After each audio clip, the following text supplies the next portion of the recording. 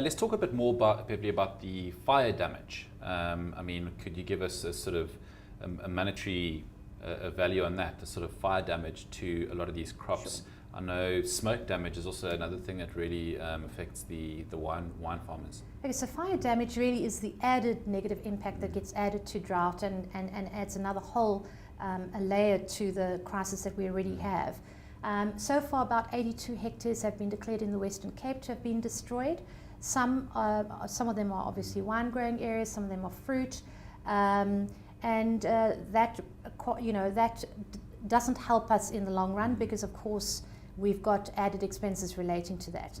I think where the stakeholders have come to us to say that we're somehow going to have to come to a point where, for example, wine growers must assure that there are enough sufficient fire breaks, that their farms and their farm workers are sufficiently armed with enough firefighting equipment to add those those scarce resources that we need when fires do break out.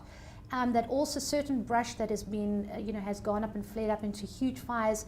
Some of it has been reported hasn't been cleared in the last 10 years.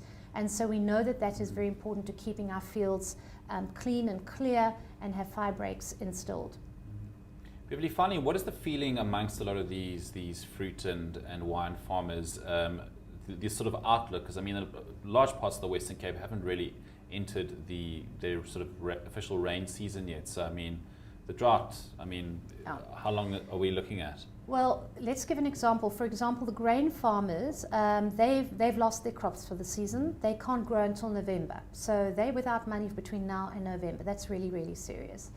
The wine growers are saying, or the vineyards are saying, we can't actually give proper numbers of how we're going to go forward because we're only harvesting around April. So the true situation of that industry is going to come out then. And then, of course, the fruit farmers are, realizing that the impact of their industry will continue depending on the fruit that they're growing and the kind of produce that they're developing. Okay. Thank you very much for your time. Thanks very much.